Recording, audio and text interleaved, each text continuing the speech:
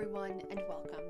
Thank you so much for joining our very first presentation of the Better Together Speaker Series, hosted by the Brain Center of Green Bay and sponsored by Green Bay Packers Give Back. My name is Kelsey O'Donnell-Mothy, Communications Manager for the Brain Center of Green Bay. Before we begin, I would like to turn things over to Chris Vandenhogen, Executive Director for the Brain Center of Green Bay. The Brain Center of Green Bay is a high-impact charitable organization serving the community. We are a resource for all. Individuals, care partners, families, groups, employers, we are here for you. We are committed to making brains better and seeking to help maximize brain health across all ages and generations. We do this through our personalized coaching services and community education programming. Our work is conducted through a model of care. We collaborate by working with many local nonprofit agencies and healthcare providers. We advocate by being a voice for those that are challenged with brain disease and conditions. We promote research and the advancement of science in search for cures. And we educate so that we all have information to best maximize our brains throughout our lifetimes. The Brain Center is able to do this work due to the generosity of the community and donors.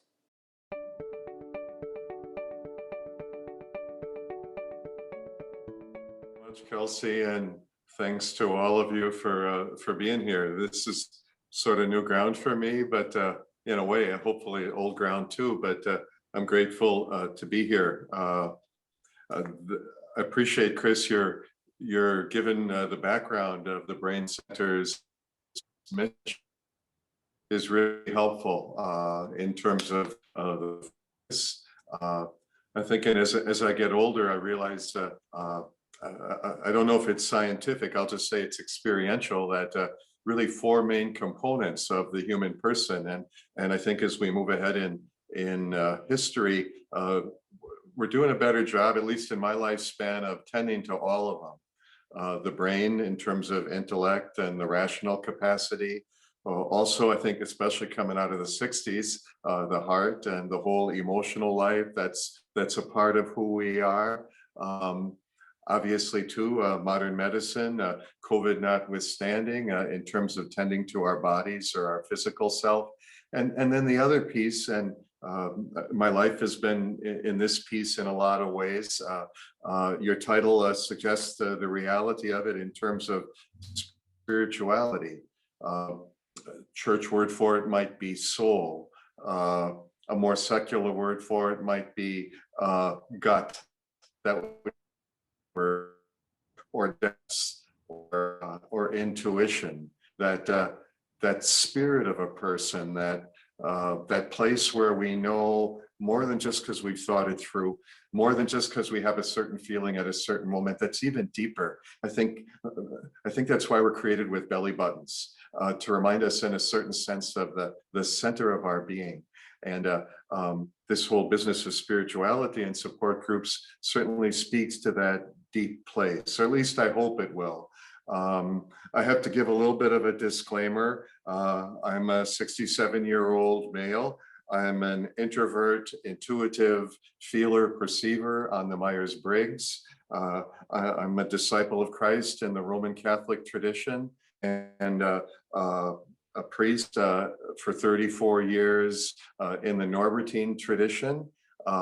Most of my time as priest has been in parish work, which is, the church would say, sort of a foot soldier, jack of all trades, maybe master of none, sort of up to my armpits in many ways in the great variety of human experience as people trust me, both as a fellow pilgrim and as a pastor and a brother in faith, to come and talk about their lives or let me into the great moments of their lives, which is a very humbling privilege, many ways very daunting.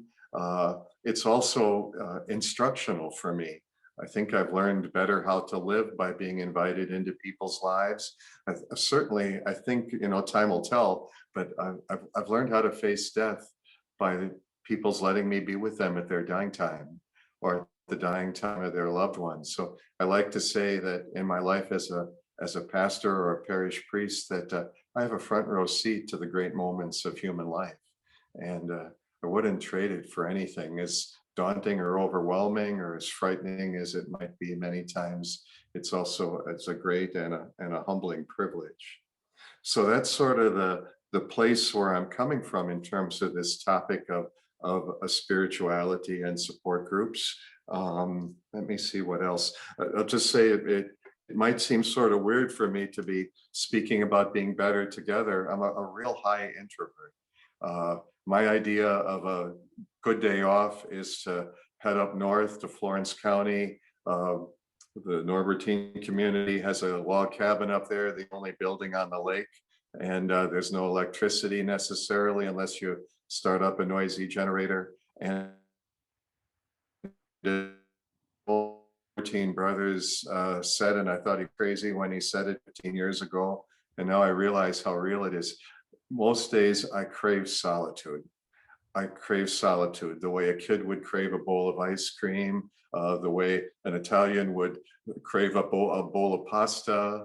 I crave solitude. Part of that, I think, is because my life is wrapped up with a lot of people and sort of try and get some balance in that. So anyway, that's where I'm coming from. And I thought to start out with just to tell you a little bit about my 3 years in Chicago. That's where my seminary studies were done. A bunch of religious communities bought an old hotel, shared our libraries and faculty and students and money, and a Catholic Theological Union on the side, Hyde Park, not too far from the Museum of Science and Industry in Lake Michigan. I lived there for 3 years, had a 9-month period as a deacon at St. Albie's, 91st and Stony Island near the steel mills before they were closed in the mid 80s. It was a white collar African-American neighborhood. For a pretty naive boy from Appleton, Wisconsin, it was a real eye opener for me. And still keep in touch every once in a while with the parish and with some of the people down there. So sometimes on a day off, instead of going up north there, hey, I'll drive to Chicago. And our House of Studies always has an extra room as long as you're willing to do dishes and show up for evening prayer. You're welcome at the table. And so a good place just to hang out a little bit. And I remember as a young pastor driving on the Dan Ryan, hoping to miss the rush hour, just crazy traffic. Got to be bold, use your horn, use whatever language you need to get through. You'll never see them again, holy. And I was heading south on the Dan Ryan and just about to get the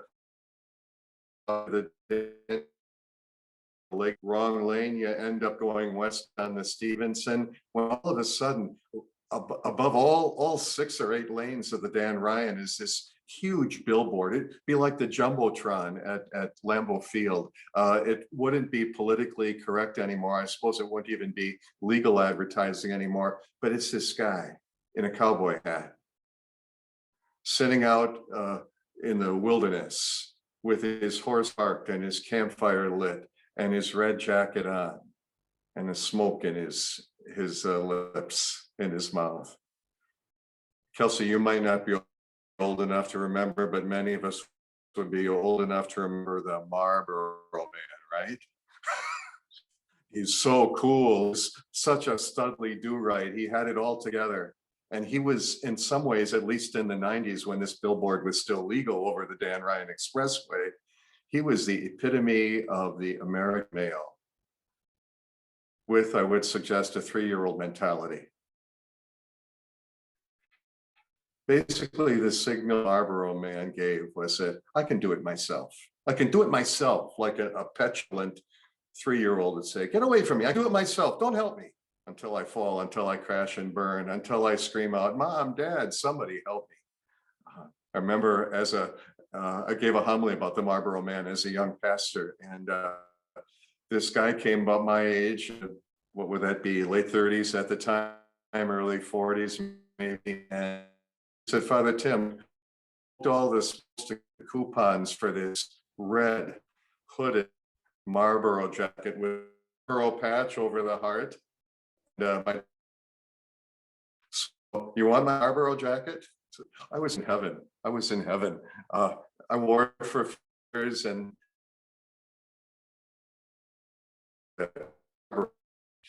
I took my dresser.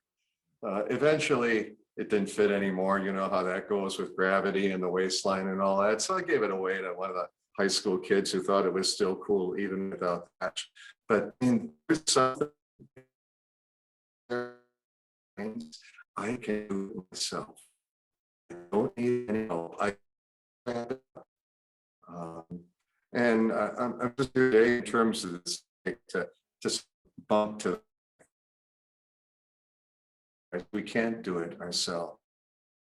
In fact, that kind of self-absorption, that kind of overconfidence, that kind of resistance to help or support, it's where we're going to get in trouble. As human beings, no matter what walk of life, whether we're people of faith or whether people of science or whatever aspect it might be, we're not designed to be alone. And so I just wanted to talk about that in a sense to make the case that the Marlboro Man is really a petulant. So a large part of my message today is that we're not designed as human beings to go it alone. Certainly, everyone needs solitude. Everyone has a right to a certain amount of privacy, but we're at our best in our brains, in our bodies and hearts and souls, alone and with others, when we're reaching out and letting others reach out to us. From a Christian perspective, two scripture verses, if I can. Genesis chapter 2:18, God says, "It is not good for the man to be alone. I will create a partner for him."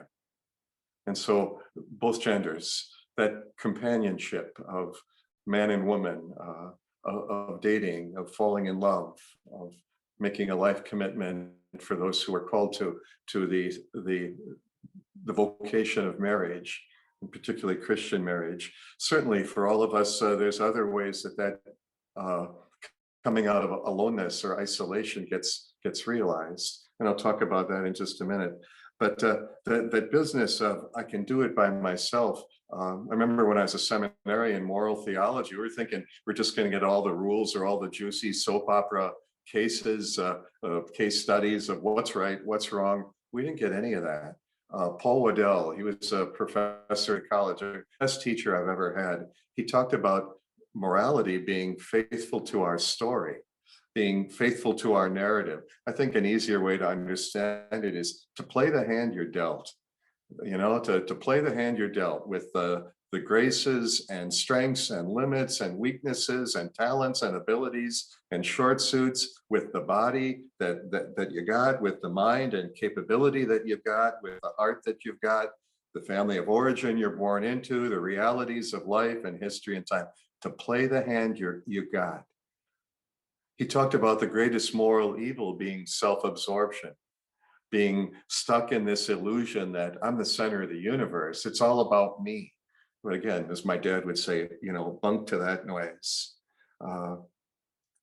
A term that's increasingly popular both in conversation, general conversation, and certainly in psychological circles is the whole business of narcissism or narcissistic personality disorder, that a person gets just stuck on themselves. I can do it myself, so I must really be something. I don't need you. You're not as good as I am. All those goofy judgments and distancing things. So it's not just an opinion, I don't think, and it's not just an option.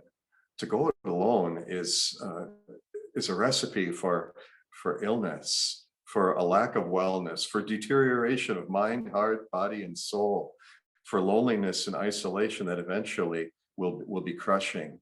I remember hearing a great quote. Father Conrad Kratz had heard the story. Gaylord Nelson was governor of Wisconsin, senator in the 60s and 70s, a great environmentalist as well. And when he died, I think it was in the early 2000s, when he died, they did an interview with his wife after his funeral. They'd been married 56 years. And they asked her, what do you ascribe your being able to be married to each other for 56 years to? What was the thing that made it possible? And Mrs. Nelson said, she's being mischievous, I think. She said, oh, that's easy. We were both in love with the same man. Got a good laugh out of it. We were both in love with the same man. She was in love with her husband. he was in love with himself. I don't know if she meant to say that, but that's what it sounded like, or what could be inferred. That wouldn't be marriage as we understand it, and that wouldn't be the mutual relationship that's life-giving as we understand being better together. I just want to make a quick detour, if I can. This last 15 months of COVID, isolation, separation, lockdown, safer at home, maybe safer at home in some ways if we use the opportunity, but it could be dangerous at home as well. Loneliness and disorientation, and the deterioration that's come about in terms of our collective mental health, physical health, perhaps. One person quipped at the beginning of all this, coming out of this, you're either going to be a hunk, get your discipline of exercise and diet and all that, a chunk, overeating, a drunk, over drinking, a monk, praying and just getting used to the isolation, not wanting to come out of the cave, or in a permanent funk. And don't we know it? In my own experience, my dad, he died on Labor Day last year, 2 months short of his 100th birthday. And obviously his age contributed to that, to the deterioration of his physical self. But I'm convinced the lockdown, and perhaps for the best of intentions, that made window visits the only option, and not very satisfying one if the nurse would close the window tight, or his dad's hearing was poor, that didn't take into account early on the essential parts of pastoral care, relationship, emotional, relational experiences, spiritual care, and all the rest. My dad wasn't the only one in his nursing home who ended, whose life ended in this time. Lots of people did. Maybe safe from COVID, but not safe from the isolation that trying to go it alone cultivates. So at any rate, I'd like to talk about our being better together. And if I can, coming out of my own experience, if I can, my faith perspective, I hope that's okay. Just to look at the Christian God. Christians understand God as Father, Son, and Holy Spirit. 3 persons, one God. Trinity coming up a week from Sunday in our liturgy. You can write all sorts of confusing theology about it, but it's really pretty simple. It's 3 persons who get along, who need each other, who interact respectfully with each other, who each are true to themselves, doing their part of the work or the project, letting the others do their part of the work, but needing each other. It's like looking up into the corner of a room. 2 walls meet at a corner with the ceiling. Any one piece missing and everything falls apart. So in a sense, our God is a support group in the divine self, 3 persons needing each other.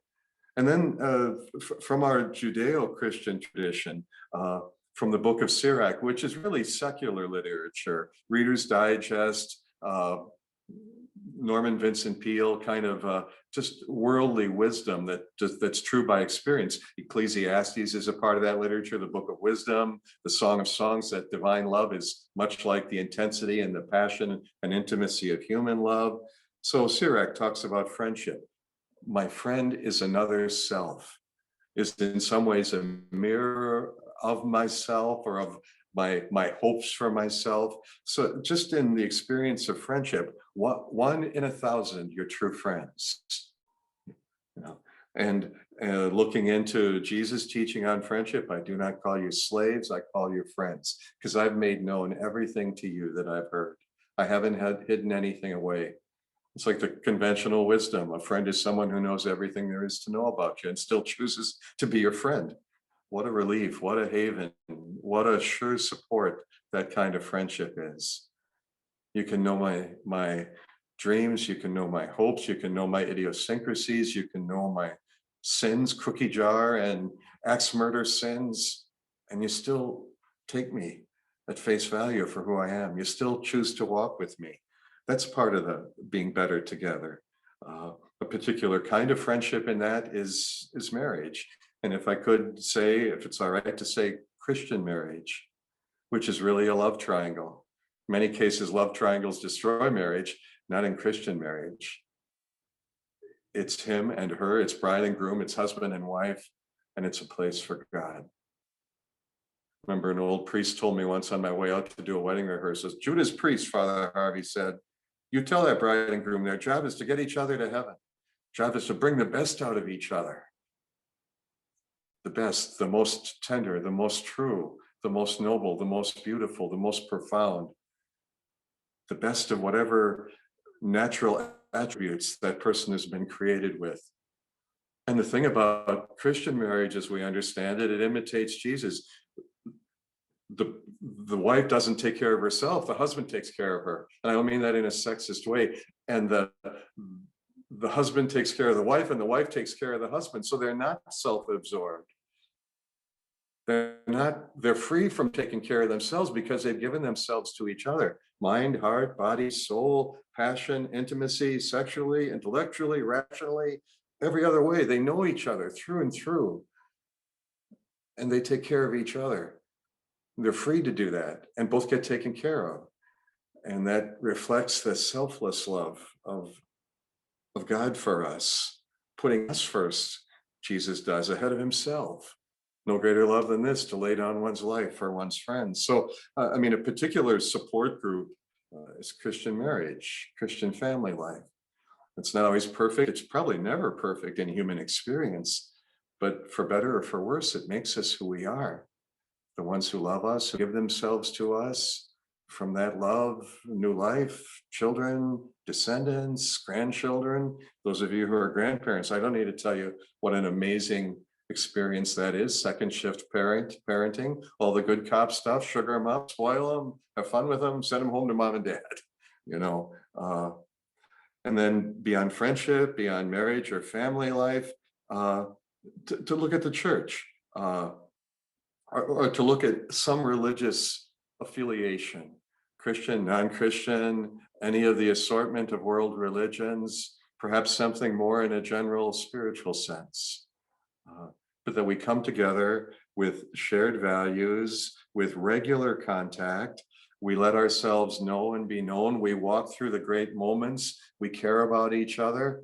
If someone's missing, that's what I love about being in a smaller parishes. Someone's missing, they're missed. Large factory parishes, they can be gone 9 months before someone says, oh, where'd they go?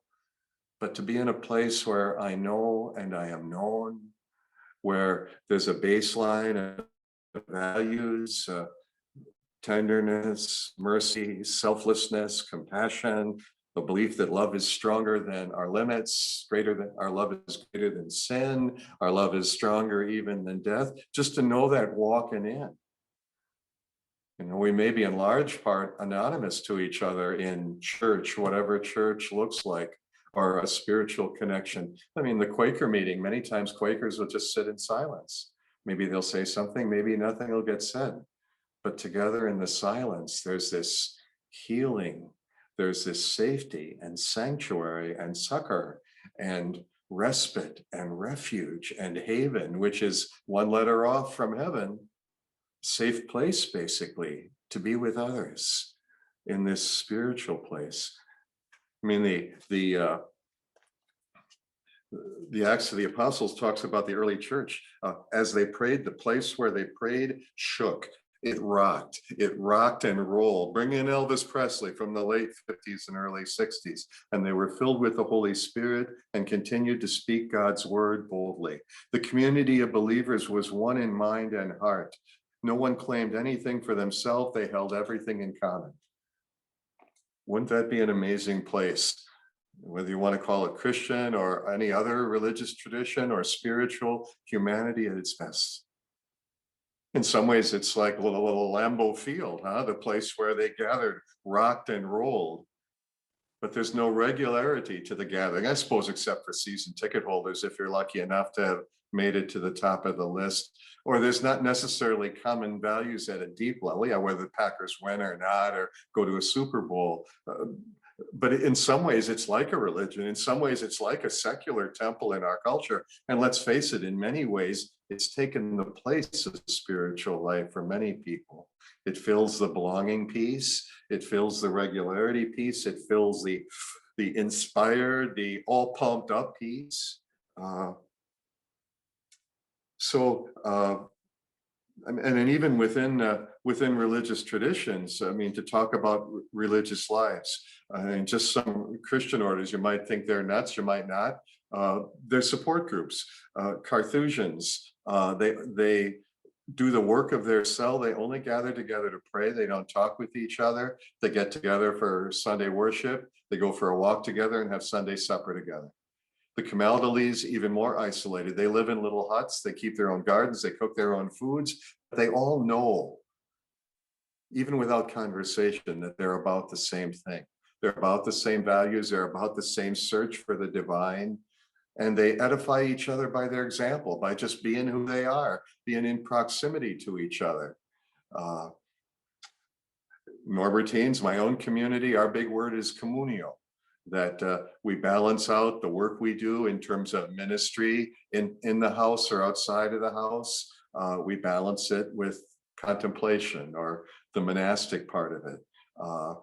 The first purpose, to be of one in mind and heart, like the Acts of the Apostles says, to get along with each other, to find a set of values and somehow some spiritual energy, that the roof doesn't blow off the abbey because we disagree with each other, or because jealousy or envy or hurt or misspeak have gotten in the way. Kind of support group. And it's damn hard work, I'll tell you, 40 years in. Now, some guys are crazy. Maybe they think I'm crazy too. I remember seeing a poster a while back: be kind to difficult people. You're one of them. And that's what any support group makes us aware of too, that we can be difficult. We can be frustrating to others.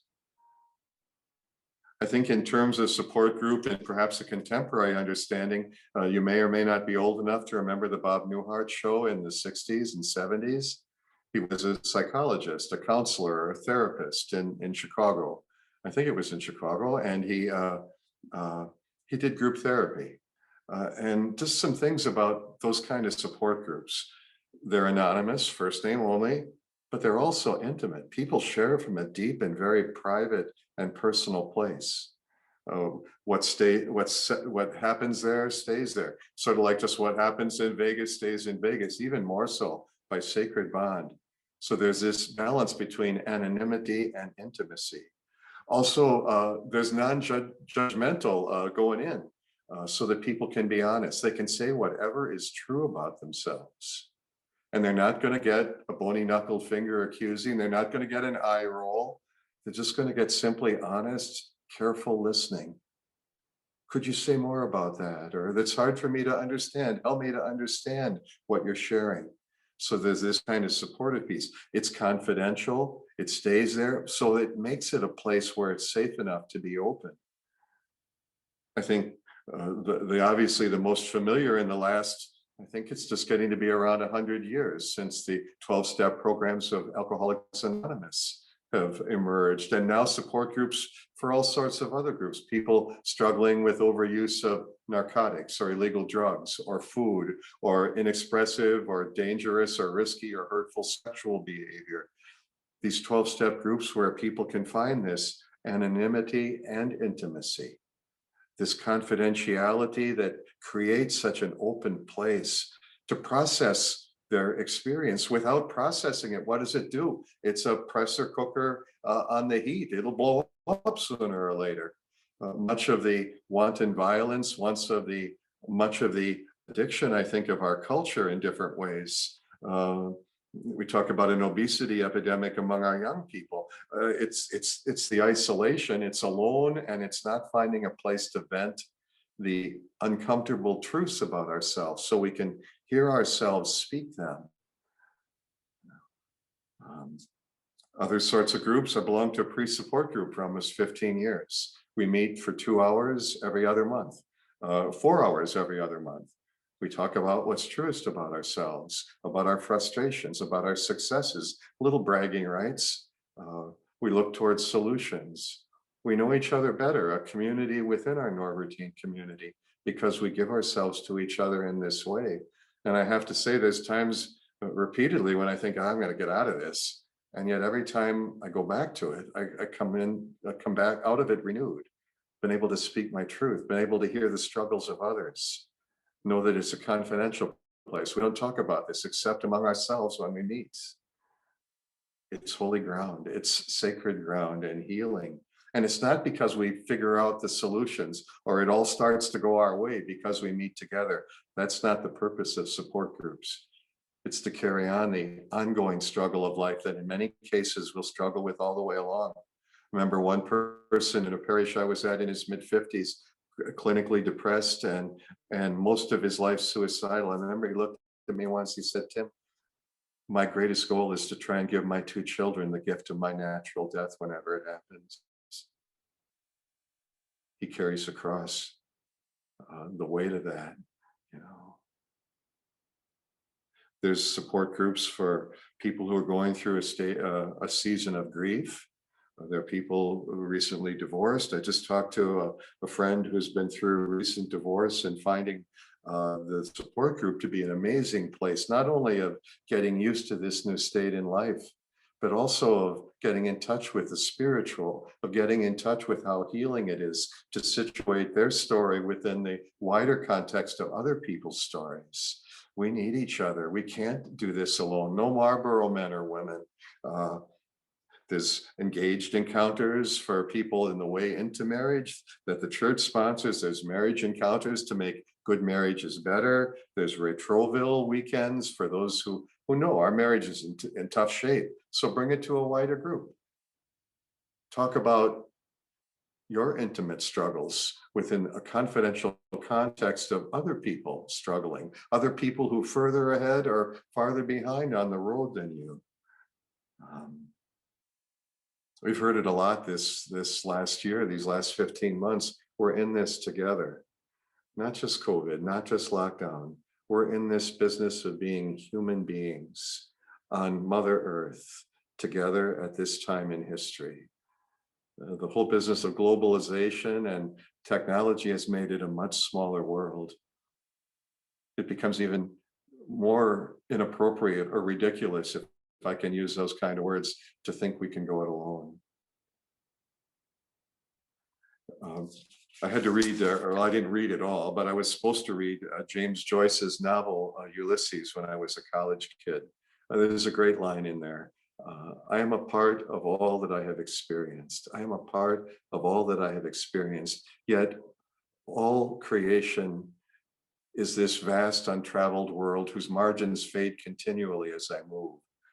Our world's continually getting bigger, but we are a part of every relationship, of every place, of every job, of every prayer, of every need, of every pain, of every joke and laugh that's been a part of our lives. We carry them with us. Sometimes in solitude, they reveal themselves to us, all those memories, all those people. In the Christian tradition, Jesus' last words, I am with you always. That's the other passage I leave with you, Matthew 20:18, where two or more gather in my name, there I am in the midst of them. That it takes two plus the Spirit of Jesus. It takes two or more. And all those people come back. Because hope it's not too corny to say, at least for my own tradition, it's where I come from. That God is always with me. God is always with us. I'm living alone in a rectory 2 years now out in Clintonville, which is different for me. I usually lived with the Norbertine brothers. And I was mentioning to this old German nun, well, she's a little bit older than I am, but this is different living alone. And she just quipped as strong as could be, Tim, you don't live alone, you live with God. I do. And I find that very comforting. And that allows me to live with the people I've dealt with today, and the people I hope yet to meet, and the people I'm speaking to now, and the people who've been a part of my life, parishioners, family members, friends, people who've driven me nuts, people who've been my students, people who like me, people who hate me. They're all here as a kind of support group that contributes to making me who I am and helping me to understand what I'm called to be. So, gone a little bit over. I'll stop with that if it's okay. We're better together. In fact, it's impossible to go it alone. The Marlboro myth is, the Marlboro man is a myth. We're in this together. So I hope that's a helpful overview. And what do we do next, Kelsey?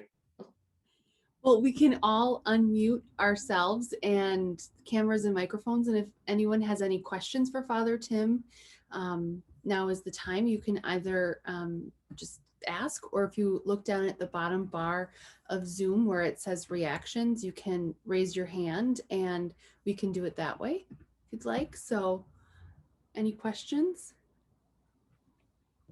I have one. This is Chris.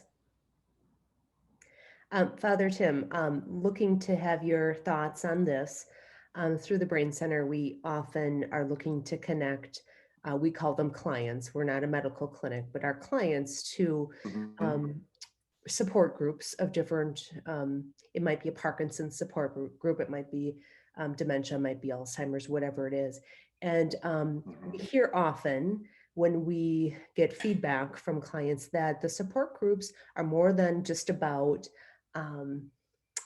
getting information or kind of the latest, but it's more about that camaraderie and so many things that you said. And I took a lot of notes about that non-judgmental, being in it together, learning from each other, feeling when you enter into that group and you're with those folks. Can you elaborate on that anymore? Especially these particular folks are challenged with some sort of disease, a progressive disease. And unfortunately, with a lot of the things we're dealing with neuro diseases, there are not cures for those things. So it is daunting and it is scary. And that group of people that surround them really are able to hold them and get them through those challenges. Yeah. I mean, I think the great danger in the human experience is isolation. And certainly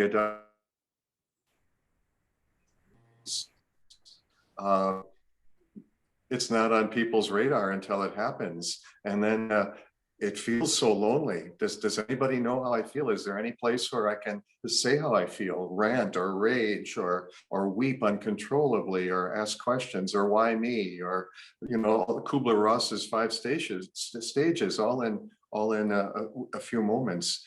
And to know that somebody else understands, to know that somebody else has been there. There's such reassurance in that. I found that with people from hospice. You know, my dad was on hospice, graduated once without a hearse. Second time we needed a hearse, his dying time came. But to be with people who know how this feels, when even though he's almost 100 and I'm 67, my dad's dying. To know the conflicts and to have people anticipate the questions, to realize I'm not alone in this. Some are further ahead on the road. Some have had this experience. Maybe I'm further ahead than others. It's not fixing it. It's not solving it. It's just, if I can say, commiseration. And I don't mean that in the sense that misery loves company, but I wonder if that's not where the axiom has come from. For me to know I'm not alone in loss, in challenge, there's healing in that, there's strength in that, and comfort and insight, and that's why to find a support group, whatever the common experience is, it's not to change it or to solve it, but to walk through it together, people on different parts of the road. You know, it's from a church perspective that we're a multi-generational community. So we got people in their 90s at Sunday Mass, more of them, not very many infants crying, but we got infants and hopefully the whole spectrum in between, or a religious community, or when families would gather together, you know, when I'm not saying it was better, but for grandma and grandpa to be taken care of under the same roof with son and daughter, with their children, maybe with their grandchildren, that multi-generational community, common experience, there's something powerful about that we need, if I can put it that way. We just need it. It's a basic need, like air, like water and food and sleep. And it, like all of those things, it revives us and gives us strength to keep going, playing the hand we're dealt, you know, being true to our story. Does that help at all, Chris? Yes, thank you. Beautifully said.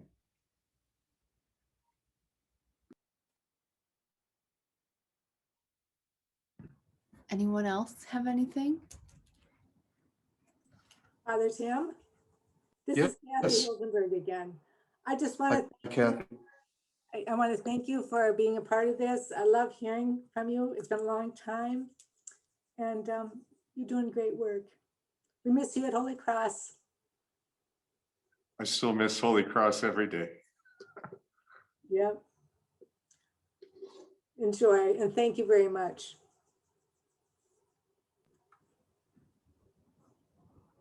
Yes, thank you so much, Father Tim. This was just wonderful. I took so many little notes and some of your thoughts that you had, and it's just wonderful. Especially, I've had a very recent loss, and so to hear, you are so right. We're not alone, and you have to work with your support group to, heal and move forward. So your words were just perfect for me today. So thank you.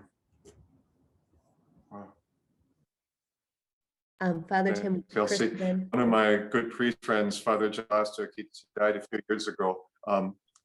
His mantra, among others, was fear is useless. What is needed is trust. And I think the business of a support group is built on the basis of trust. And if I can, in my pain or my weakness or my sin, trust to tell my story, like the Catholic tradition of confession, it's three people. It's the priest who's nervous as heck, wanting to make sure that he doesn't get in the way of divine mercy. It's the penitent confessing cookie jar sins or axe murder or bank robbery. And it's God being present. And one thing I've learned, both going to confession and hearing confessions, it's a little support group in many ways. I need to hear myself tell my story. And I need to have at least one other person who's listening reverently and respectfully, because my listening to myself put my story into words is self-revelatory. I know myself better by the way I tell my story. And if I know myself better, then I have more of a chance of playing the hand I'm dealt. It's as simple as, even if someone asks, how's your day going?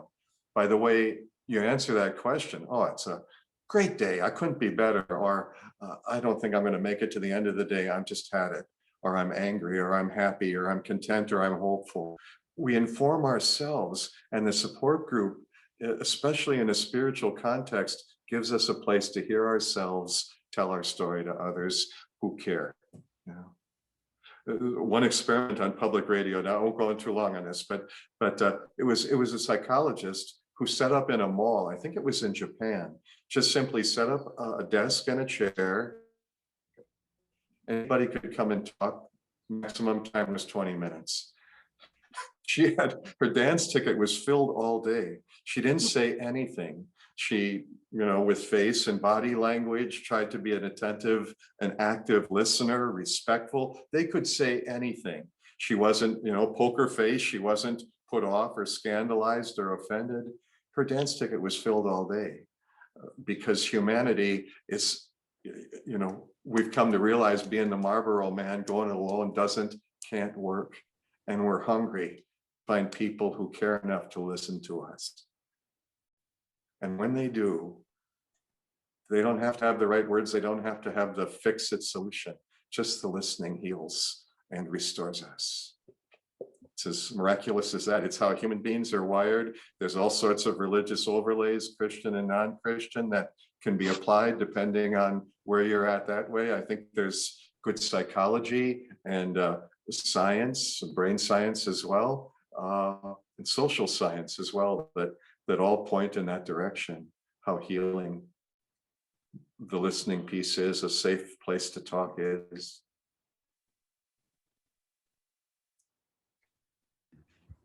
Wonderful. It's so true. Anyone else have anything that they like to ask or share? Chris, I think you maybe were going to say something before. I'm not sure. I just wanted to mention that we had several folks that wanted to tune in today. So we're looking forward to being able to share your message out, Father Tim. We have recorded the session, so hopefully more can hear your message and be inspired as I was, and I hope others were today. Excellent. Tim, it was so good to hear from you again. Always heartwarming. Good to see you too, Debbie. Take care. Thanks for having me. This is Beautiful day. Thank you. God bless. Thanks, Thank you. everybody. God Thank you bless. so much for joining, everyone. Bye. Bye. All the best to you, Kelsey. You too, Father Tim.